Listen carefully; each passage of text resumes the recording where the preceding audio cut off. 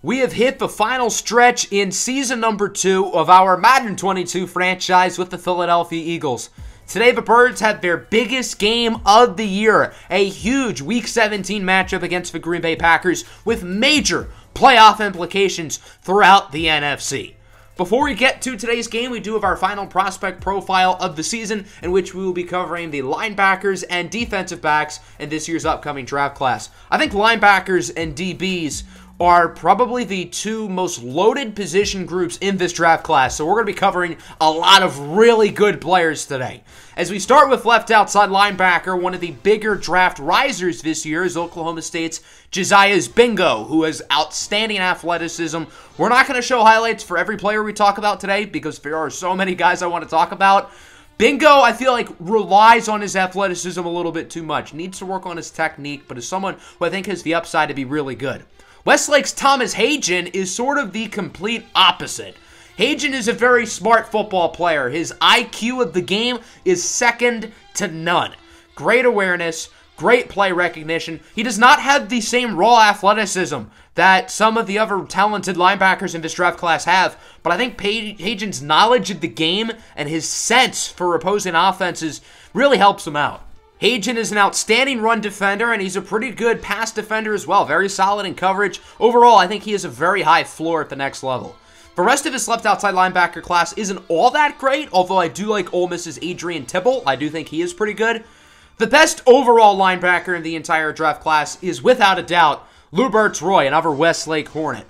Roy is a big play waiting to happen. You don't find many more players who have as much fun out there as he does, and to be honest, he is one of my favorite Westlake Hornets of all time, and I don't say that lightly.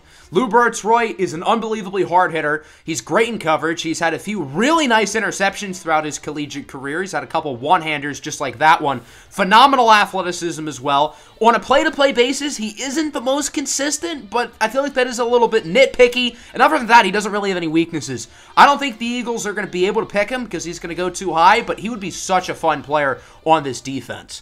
As we go down a little bit, Alistar Sinclair out of Georgia is very interesting. He's a smaller guy, 6'1", 178 pounds, but he's playing linebacker.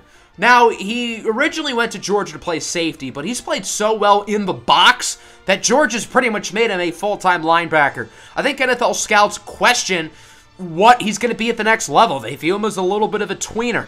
Doesn't have the quickness to really play safety, doesn't have the size to play linebacker.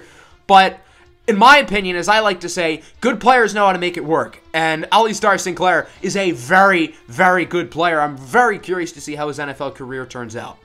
Right outside linebacker is loaded with talent.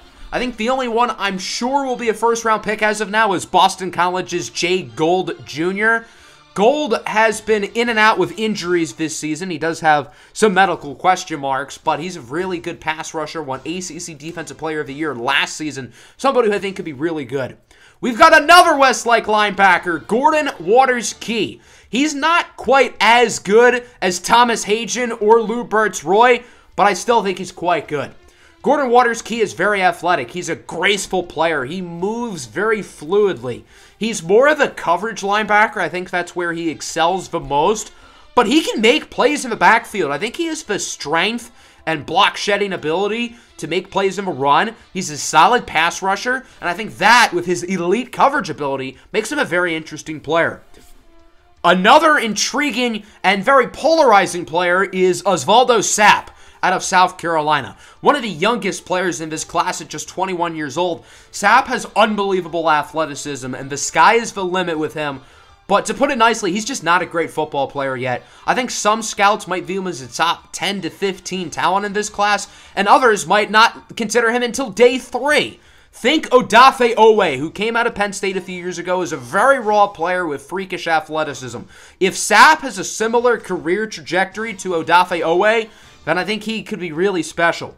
There are a couple other Westlake linebackers down here, Alex Rodriguez and Edwin Jadiri, who I'm a little bit surprised entered this year's draft. I think they could have been full-time starters next year, or some of the veterans gone, but they wanted to make their money and enter the pros now.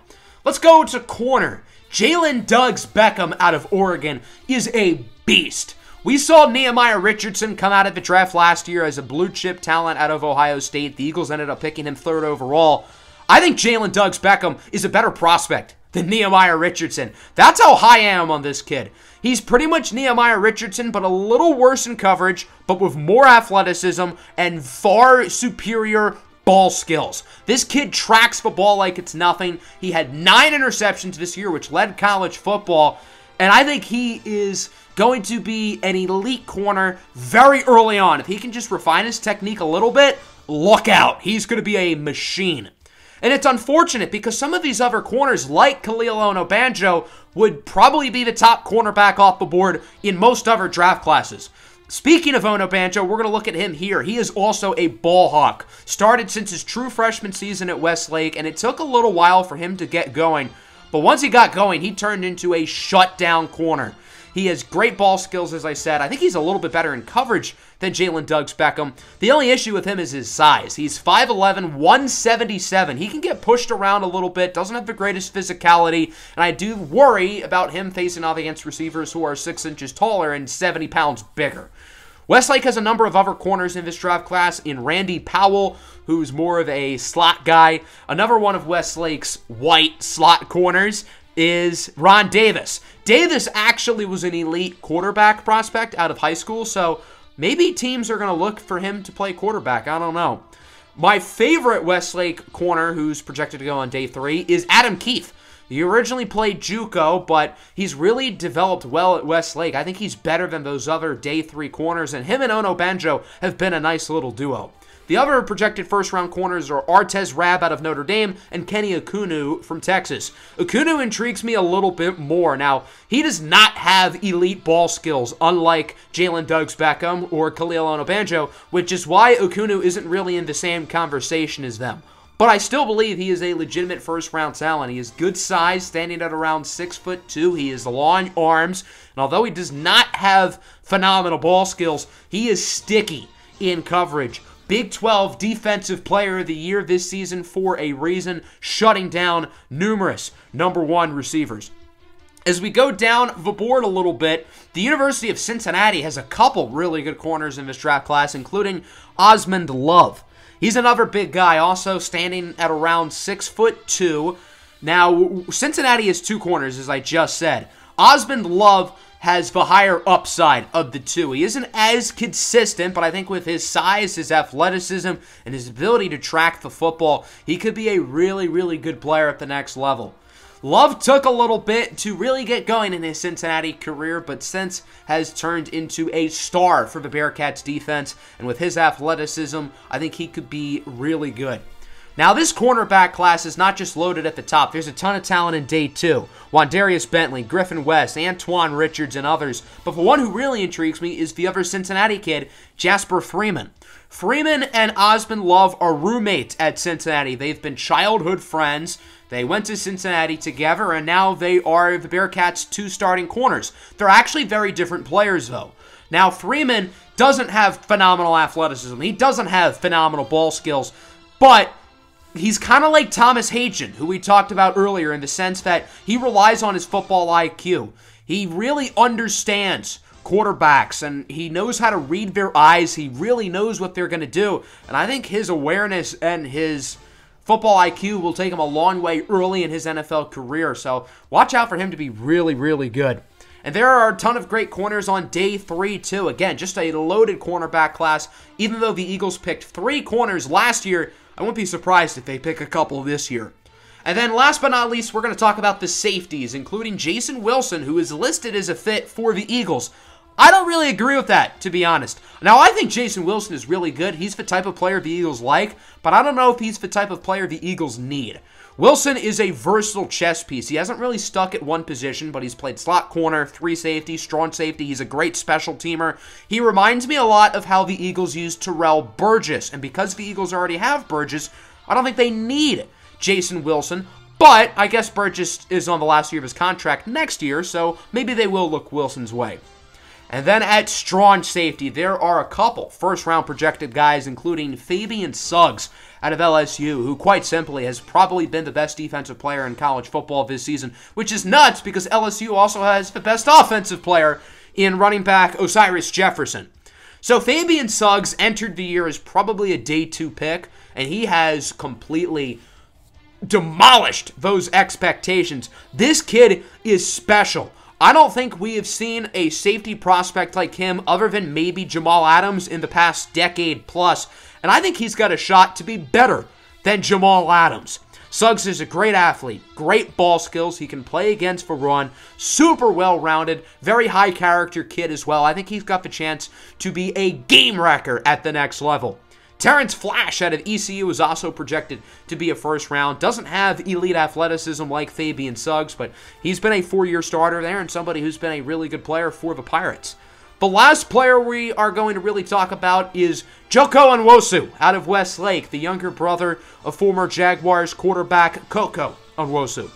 Now, Joko Onwosu, in my opinion, is sort of the Lubert's Roy of the secondary, and what I mean by that is he is a big play waiting to happen as well. Onwosu has great ball skills. He's also a very hard hitter. Now, I don't think he's as good of a football player as Lubert's Roy. That's why Joko is probably going to go on day 2, and Lubert's Roy is going to be probably a top 10 pick.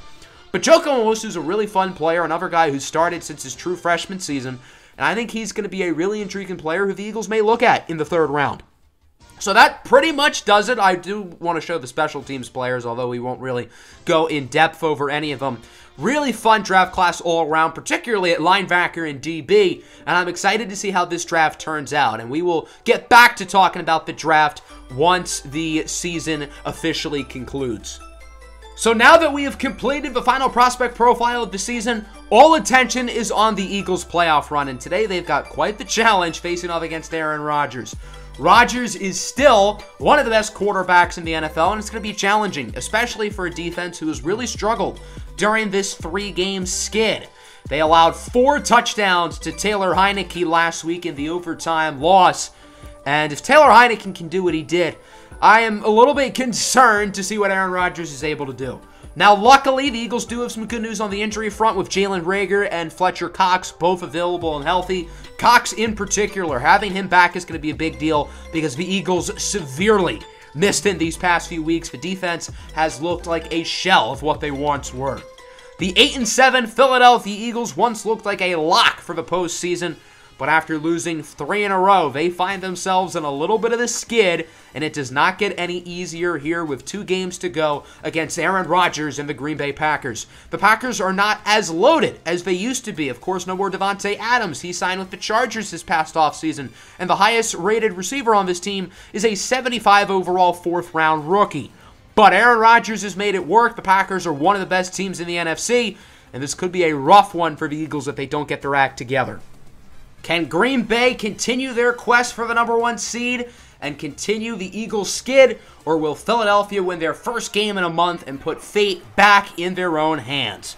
An early 3rd and 20 for the Birds. Jalen Hurts takes a shot for Smith, and it is broken up. The Eagles had the ball on that drive for over 3 minutes, but didn't really get a whole lot going, so Philadelphia is going to have to punt it away here, and Green Bay will get it back. Jack Fox has had an outstanding season as the punter. That looks to continue here as that one goes to around the 10, but there's a flag. The rookie cornerback, C.J. Thomas, ran into the return man. Now that is unfortunate. Thomas, of course, was picked early in the 2nd round with one of the picks from the Carson Wentz trade. Hasn't played a lot on defense, but he has been quite good on special teams this season. So Green Bay has it with better field position than they should have gotten as Rodgers is sacked. Winston Johnson, the rookie linebacker out of Westlake, gets to the quarterback. We talked a lot about former Westlake linebackers today, and seeing what Winston Johnson has done at the next level, hopefully some of those guys can replicate that because Johnson has been a stud. On 3rd down and long, it's broken up by Nehemiah Richardson. Great defense by the rookie out of Ohio State, and the Eagles get it back. Good start here for both defenses. There's another sack, this time for Rashawn Gary. With the past few weeks being all about offense, I've got to say it's refreshing seeing the Eagles' defense playing well, and I wouldn't say refreshing that the offense is struggling, but different, I guess. The pass is dropped there by Tykeem Keon on 4th and 22. It was a pretty good throw, all things considered, from Hurts, but off the mark. So the struggle bus continues for both offenses as Green Bay has it back. Rodgers gets it to Josiah Deguara. Deguara down the field, breaks away, still on his feet, and is eventually tracked down at the 16 by Slay, but not before getting 55 yards. A huge play for Green Bay. After starting 0 for 3, maybe that's the spark Aaron Rodgers needs as he gets it to Randall Cobb, who brings it to the 3. With the departure of Devontae Adams, Randall Cobb has really had to step up, and he's played quite well this season, considering his age. 2nd and 2 now at the 1. Rodgers looking to throw it, and he gets it in the back of the end zone for the rookie out of Illinois, Derek Watson, for a touchdown. We do have a flag. It was a late flag, and I think this play is going to stand. It's a roughing the passer against Josh Uche, so it will be a touchdown, and the Green Bay Packers will start this one on the board. They lead 7-0. Philadelphia has it back. 2 poor offensive drives so far, trying to change that here. Look at Jalen Hurts. Down the field, slides past the 50, but not before getting 21. A great run there by Jalen Hurts. Probably the biggest play all day for this offense. Very next play from the 43. Hurts up the middle for the rookie running back, Rosemont St. Clair, who continues to be a major asset in the receiving game, bringing it to around the 32. Now it's 3rd and 6. Hurts scrambling to the right side, and it is caught inbounds for a first down by Devontae Smith, who does a great job of dragging his feet inbounds past the first down marker. That'll do it for quarter number 1. The Packers lead it 7-0, but the Eagles are marching on the doorstep as they have it in the red zone. 3rd and 7. Hurts looking to throw it. He goes short for the rookie, Tykeem Keon, who does a nice job after the catch, bringing it to the 2-yard line. So the decision to go short and trust the receiver after the catch pays off. And now the Eagles have it on the goal line as Hurts takes it in himself for a QB keeper for 6. Touchdown, Philadelphia, and we are tied at 7. Great job here by Jalen Hurts to find the hole in the offensive line, break the tackle from the defender to knot this one up. The Packers have it back, coming off a good drive on their previous series. Rodgers up the middle for a wide-open Derek Watson, who has started this game off well. Watson, one of the unsung heroes of this offense, drafted on day 3, but has been thrusted into the starting role and has obviously capitalized. A nice run here by Aaron Jones, who brings it to the 41-yard line. Jones, the only truly elite weapon on this offense, as it's going to go back to Jones here on 2nd down, who is for 1st and more, brings it to around the 10-yard line before being wrapped up by Deshaun Elliott and Nehemiah Richardson. So the Packers are starting to get the run game going, and it's working. Aaron Jones, as you can see, is quite good. 1st and goal from the 9. It's going to be back to Jones, who is stuffed in the backfield by Darius. Big play Slay. Normally Slay is making those big plays when it comes to getting interceptions, but this time he gets a nice stop on the run play. 3rd and goal from the 1. Rodgers looking to throw it, and it is caught in the back of the end zone for a Randall Cobb touchdown. We do have a flag, but just like the first touchdown, I think this one is going to stand. Another roughing the passer call on Josh Uche, so that is a couple of roughing the passers against him today. Now, neither of them have mattered, obviously, but you certainly hope he cleans it up and doesn't do that on a play where a penalty would actually be a big deal. So now it's 14-7. 3rd down here for Philadelphia. Hurts tries to run for the first down, but does not get it. Nice job by Zadarius Smith and Jaden Dobbs for rookie corner, who of course is related to Eagles wide receiver Troy Dobbs. So now from the 20, 2.5 to go. Packers have a shot to make it a 2-score game, as here's Amari Rodgers, who fakes away Richardson and brings it all the way to the 35. A huge play there by Amari Rodgers, who baited Richardson on the curl route and did the rest with his legs. Now about a minute to go from the 17, 2nd and 5. Rodgers goes short, and it will be hauled in by another rookie. That is Traylon McClure, who gets the first down. And now Green Bay is marching awfully close to this end zone. 2nd and goal from the 7. Rodgers looking to throw it. Under pressure, he is sacked. Akeem Davis Gaither gets to the quarterback, continuing his impressive season when it comes to sacking the QB. 4th and goal from the 20. It's a 37-yard kick by Justin Rothhauser, and that one sides to the right, but will fall. And the Green Bay Packers will make it a 17-7 lead. The Eagles only have 14 seconds. They really don't have a lot of time here unless they get a big play. Hurts is incomplete, but there's a flag. Defensive pass interference against Jaden Dobbs, and automatic first down. That is a massive break for the Eagles. They still have 2 timeouts. They still have 10 seconds, so they have to capitalize. From the 42, Hurts looking to throw it. He's going to sail a prayer downfield. It's caught by Rosemont St. Clair, who's out of bounds at the 34-yard line. This definitely puts the Eagles in field goal range. A 51-yard attempt for the rookie, Zebediah Phoenix II, to make it a one-score game before halftime, and he nails it. Nice kick from Phoenix, and the Eagles, despite having pretty much no time, do get points before the end of the half. That's one way to get some momentum, but the Eagles are still down 17-10. Both offenses started slow, but they've both picked it up, particularly Green Bay. The Eagles have thrown the ball pretty well, but they have not ran it well whatsoever, so that has to be the game plan in the second half. As for the defense, the Packers have barely ran it, so let's just commit to stopping Aaron Rodgers. I think that would be a wise idea. The Packers start the second half with the football as it is 2nd and 3. Play action fake. Rodgers looking to throw it, and he sails a nice pass for Rodgers, who is pounded by Darius Slay, but gets the first down. 3rd and 11 now. This will be a big stop early in the third quarter. Rodgers is alone in the backfield. It's a 5-wide set. Rodgers is incomplete. Good coverage by the rookie Nehemiah Richardson. And now the Eagles get the ball only down by 7. On first down, it's a handoff off the middle for St. Clair, who bounces off a blocker and gets a nice first down gain. If the Eagles can run the ball better, I think that'll really balance out the offense and really put them back in this game. Not that the Eagles are out of this game. They're only down by 7. 2nd and 9. Hurts goes short again for Rosemont St. Clair, who's had a couple nice plays here in this third quarter so far, out of bounds at the 35. Now at the 18, it is a 2nd and 7. Hurts looking to throw it, and he has all day, but can't find anybody open, so he's going to take a shot for the end zone. It's caught! Jalen Hurts threads the needle for Devontae Smith, who gets the touchdown grab, and this game is tied up at 17 apiece. So Hurts' intended target there was actually not Devontae Smith. He was looking for Tykeem Keon, who was open, but the throw was offline, and it just so happened to be right where Devontae Smith was. Odd how that works, but nonetheless, this game is tied up. About 4 minutes left in the third. On first down, Rodgers has a wide-open Amari Rodgers, who gets by a defender and is wrapped up past midfield. The Eagles just tied it up, and already Green Bay is trying to give a quick answer. From the 47, Rodgers going to look to throw it. Under pressure, breaks the sack from Sweat. He connects with Derek Watson, who has a block.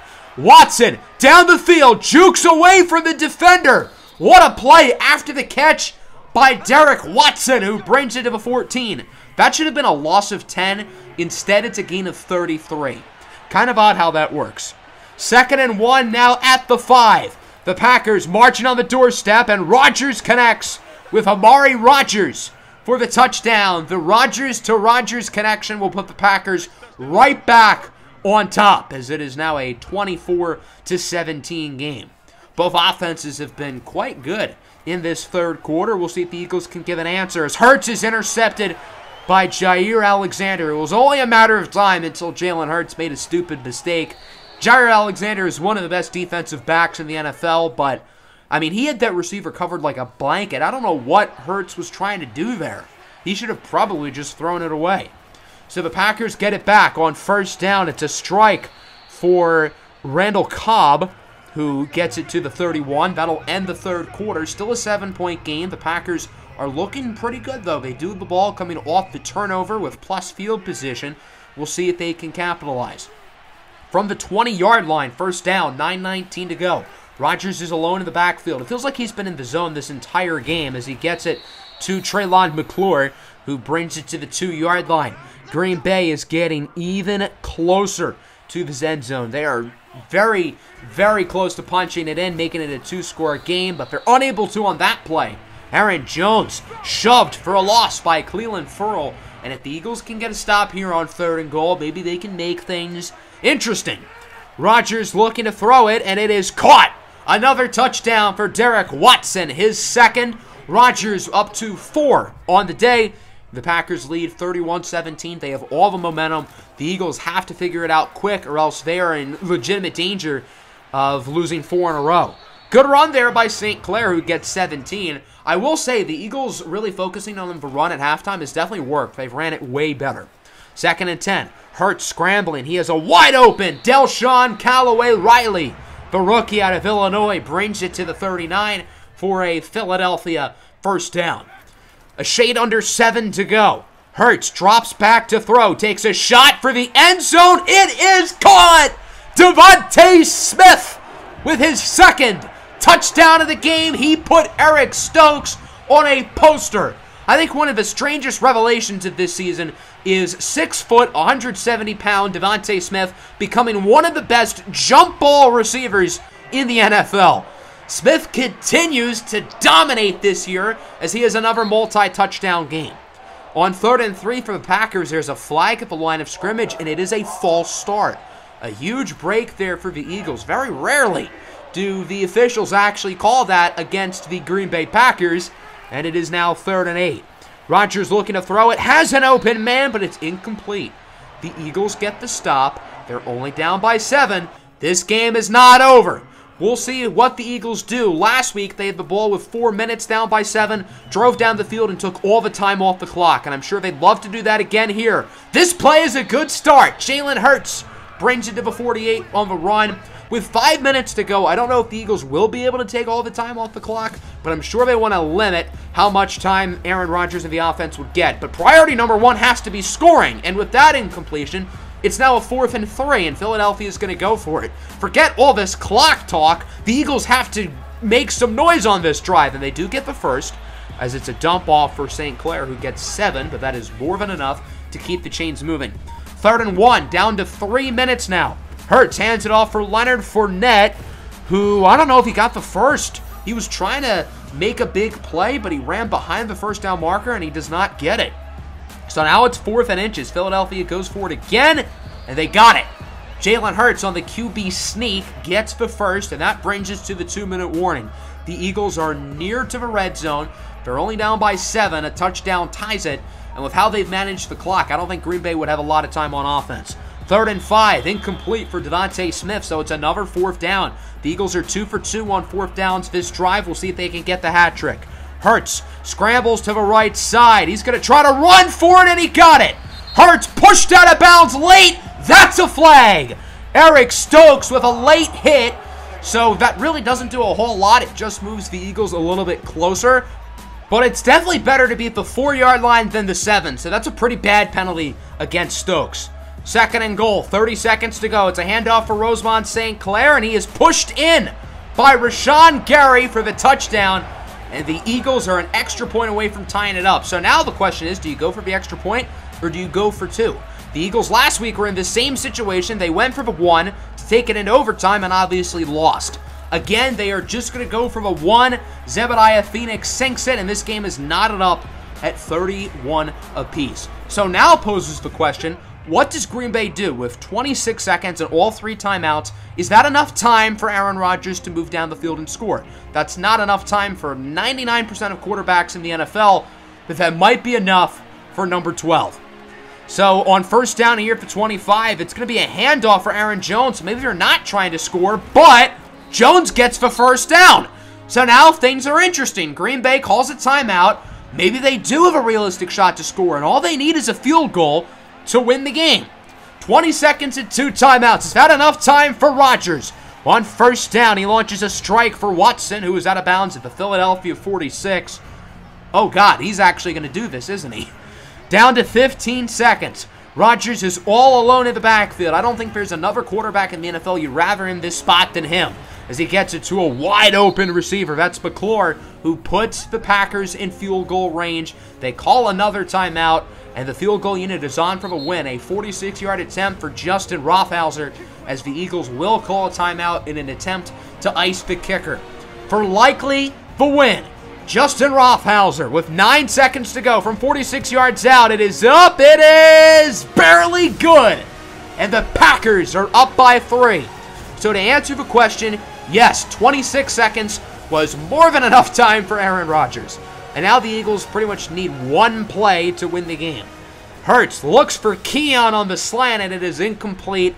That's how the game ends. The losing streak goes up to 4, and the Packers win at 34-31. I think the worst part about this losing streak is the Eagles have had the most heartbreaking ways to lose. In Jacksonville, the Jaguars made a game-winning field goal off of a doink from the crossbar. In the Washington game, the Eagles had it on the goal line in overtime and threw an interception. This week, the Eagles drive down the field to tie it up. They take 6 minutes off the clock, and it looked like there was no shot the Packers would have enough time, but they did. So now the Eagles fall to 8-8, and I don't think they control their own destiny. We're going to take a look at the standings here in just a moment. First, we're going to recap the game. Aaron Rodgers was really good. Our defense has really struggled the past couple of weeks. Now, I give us a little bit more of a pass today because it's Rodgers, but still, not good. Jalen Hurts was fine. He wasn't great, but he wasn't bad either. He didn't lose us the game, I'll tell you that. Both teams ran the ball pretty well as we look at the receiving stats. Devontae Smith, Derek Watson, Randall Cobb, Amari Rodgers are the standouts. And it's impressive that Aaron Rodgers, in a team of pretty much reject players, has turned them into really good wide receivers. Defensively, the Eagles got a couple sacks, but no turnovers. And the Packers just moved down the field, imposing their willpower. Justin Rothhauser, of course, had the game-winning field goal. And the reporter asked, it's always tough beating a team led by Aaron Rodgers, but does that make this pill a little bit better to swallow? No, it does not, because we needed to win that game. So now we're 8-8. Our players are going to have -5 play rec for the final game of the year, which is not ideal. So now let's talk about the standings. I had to make my own graphic for it because since the save file corrupted, and I obviously had to make a new save file for the series, the league schedule was kind of out of order. But this is what everything looks like, and we are not in a good place. So at 8-8, we are the 9th seed. But there's one really big problem. The Niners and Bears, who are also 8-8, both beat us this season. So they have head-to-head tiebreakers over us. So what needs to happen in order for us to get a playoff spot is we need to beat Washington in Week 17, and then we need 2 of the Cardinals, Bears, and 49ers to lose. We don't need all 3 of them to lose. We just need at least 2 of them to lose with us winning. That is a tall ask, and it certainly is unfortunate. At one point, we were 8-4. We looked like a lock for the playoffs, and we've fallen on our face the past month, and now we kind of need a miracle to get in. Looking at the rest of the NFC, the Packers, Cowboys, and Seahawks are all playing for seeding. The Falcons clinched the playoffs a while ago since their division is really bad. And then as for the rest of the wild card, Minnesota should get the 5 seeds, so the Vikings are probably going to play the Falcons in the first round. The Cardinals are in with a win, and as long as there isn't craziness, they could get in with a loss.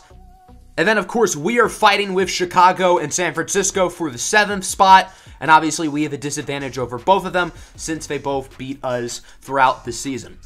And although there are a ton of scenarios that are going on and we kind of need to get lucky, we also have to focus on beating Washington because that's the only thing we can control. We've got a lot of questions to answer, particularly on the defensive side of the ball, with our defense really struggling the past 3 weeks, including getting torched by Taylor Heineke not too long ago.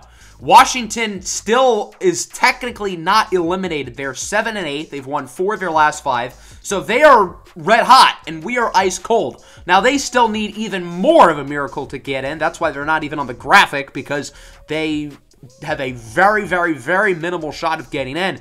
But we have to beat Washington, and then we have to get lucky. That's what Week 17 looks like for us. So I hope everybody enjoyed the episode. Make sure to hit the like button. Make sure to subscribe to the channel if you are new. Peace out.